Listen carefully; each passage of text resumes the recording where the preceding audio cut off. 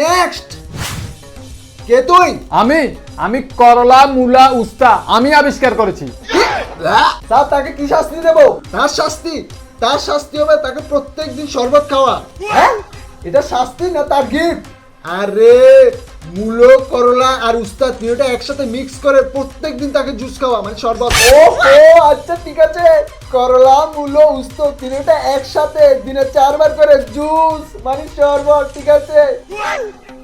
Next. কে তুই? আমি অঙ্ক আবিষ্কার করেছি।